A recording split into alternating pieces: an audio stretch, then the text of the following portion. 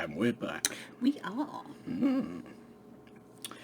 Back today with something from the wonderful Tim Greaves. And you know it's going to be a quality product, don't you? Foraged Fire Foods. Foragefire.co.uk, you can find them at. Link down there. Indeed. So this is something from the winter 2020 range. It is. However, it sounds absolutely incredible. I saw this, right, now, I get the subscription box, okay, from Foraged Fire, and they do a subscription service where you pay, and every quarter, like every season, if you like, you get a nice little box of goodies. Yay, win-win. So I'm quite happy with that service. And winter box turned up, and I've got to say I was a little bit sad. Because it had lots of other lovely stuff in there, but I'd seen this on the website and I was really hoping that it was going to be in the box, but it wasn't. But I did get lots of other lovely stuff, so yeah, no loss. Very lovely stuff. Just, it is kind of like somebody giving you a Lamborghini when you really want a Ferrari. Do you know what I mean? You know, you're still not going to complain. But yeah, I didn't get it. However, You've got it now. in Springboks, don't they play rugby? They do. It's a South African team, the Springboks. Yeah. In the Springboks, there were some little extras, one of which was this. And oh, did my eyes light up. Now, this is the green peppercorn and garlic, wild horseradish, and aged cayenne English mustard. Not the world's shortest name for a product, but it tells you exactly what's going on. It does, and my goodness, that sounds awesome. Now, Tim being the chefy sort of dude that he is, right, I'm going to ask you if you know what this is. So I'm going to run through the ingredients, okay? Mustard seeds. It's mustard. Verjuice. I don't know what We'll verjuice come back is. to that. I don't know what verjuice is. White wine. This is white wine sulphide, so I wonder if that's white wine vinegar. And maybe the vinegar bits just drop. No, because white wine vinegar's further down the list as well, so maybe in white wine in there as well. Have a glass. Wild horseradish, green peppercorns, water, aged cayenne chili mash, which contains cayenne chili, sea salt and garlic. So there's where your garlic And is. that's 5%, isn't it, as well? So that's nice. Salt, white wine vinegar, fresh lemon juice, cane sugar, pasteurised egg yolk, black pepper and spices. So, verjuice. What's verjuice? She's just not chefy enough for this, Tim. I'm sorry, mate. I'll have to eat it all. So, verjuice is generally done by getting quite sour fruits, so unripe grapes, crab apples, that kind of stuff, Okay. which you juice. Okay, it's actually a middle-aged recipe. This. Okay. It's not for middle-aged people from the Middle Ages, yeah? Yeah, Yeah. and it produces quite an acidic liquor, which you can use as an ingredient, or you can use it to deglaze and stuff like that. But when you see verjuice on an ingredients list, you know it's some chefy guy behind it.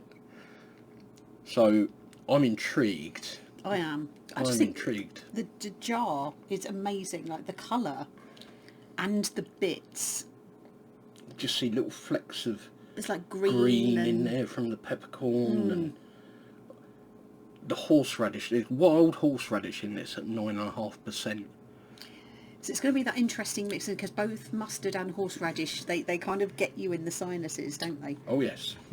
But horseradish mustard itself is fantastic.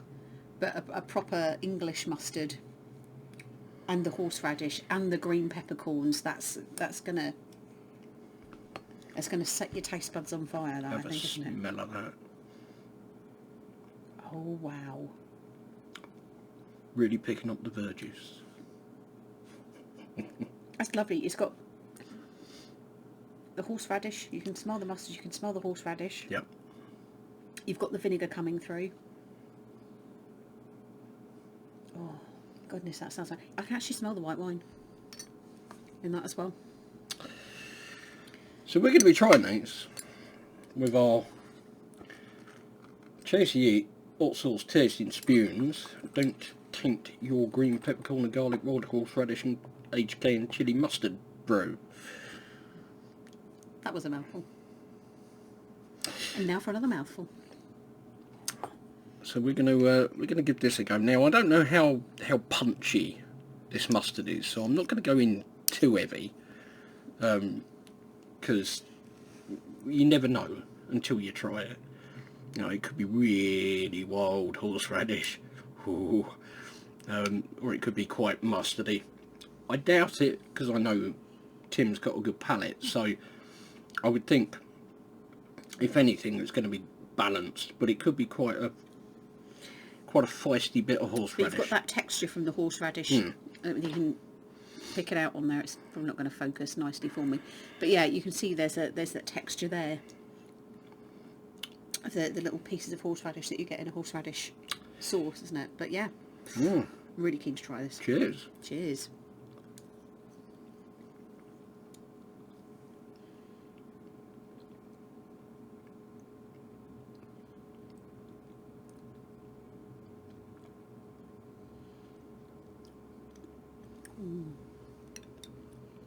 Ooh, ooh, ooh.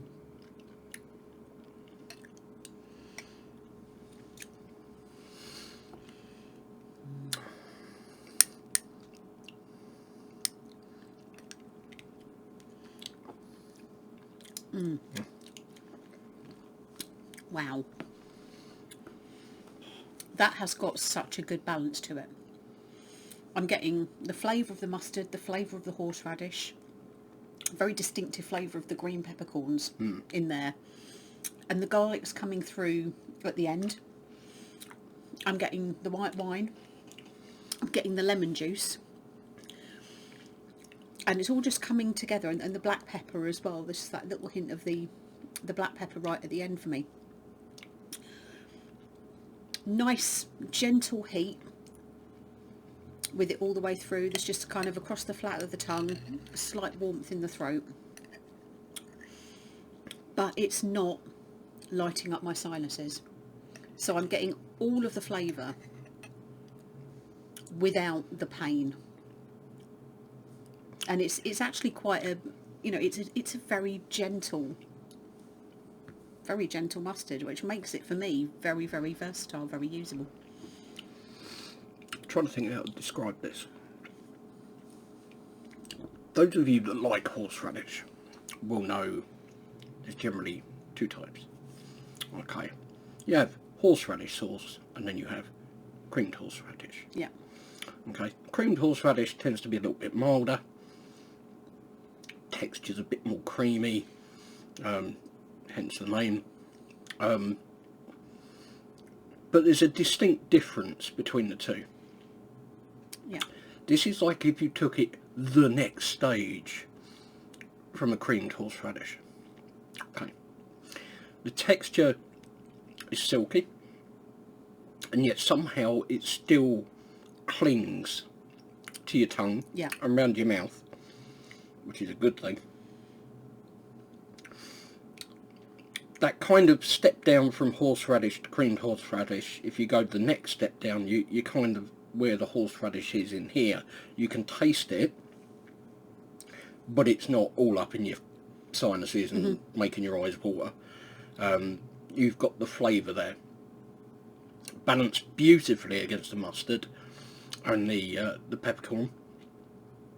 Absolutely, just nothing overwhelms anything. It's all complementary. A little bit of tartness there from the vinegar and the lemon juice. I can't say I'm getting a huge amount of sweetness, but there is a little sweet note to it, which is probably the cane sugar. The acidity level in there is just spot on. It's almost on par with like a Dijon, isn't it? Yeah, it's got that kind of creamy... Oh, yeah, there are little bits in there as well. You know, you've got texture to it, but you've got that kind of creamy consistency that you would get in a Dijon. Yeah. But the other interesting thing is, you know, unless I'm missing something on the ingredients, there is no oil within this. So the binding ingredient and the thing that may be making it so silky could be coming from the egg yolk. Yeah. And that's also going to be adding to that absolutely beautiful colour of the product as well.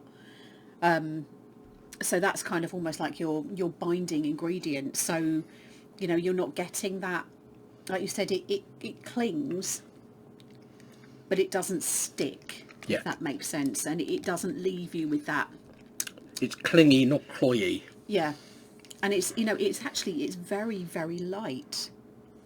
But like I said, I think, you know, from a heat and, you know, sort of sinus punch perspective that you'd normally get from that, I think, you know, that would be a really balanced mustard that, you know, anybody could actually enjoy. Heat for you? I would say probably about half for me. Would I actually want it any hotter? Actually, no. I think it's bang on as it is. You know, I think that would work incredibly. I mean, I'm sitting here with my mouth watering going, right now I want a fillet steak to go with that. Because I love a peppercorn sauce with a fillet steak.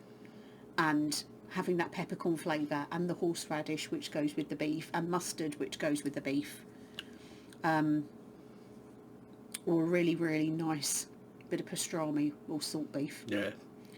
Some sliced pickles. Straight down the deli, get some salt Yeah, beef. sourdough bread. I think, you know, that would be amazing in a deli sandwich. Fantastic stuff. So, foragedfire.co.uk is where you need to go. He may still have some on the website if you're quick. If he hasn't, check out his other bits and pieces because they're all done to the same standard. Oh yes. And you know, I'm always blown away with the attention to detail that goes into the recipes for these, and the amount of research, and especially the fact he goes out and forages for the ingredients as well. If it says wild, he went out and got it. So, yeah, it's a really unique approach. Really unique. Anyway, I think that's enough from us for now. Thank you ever so much for watching. Hope you enjoyed it. Take care. And we'll see you in the next one.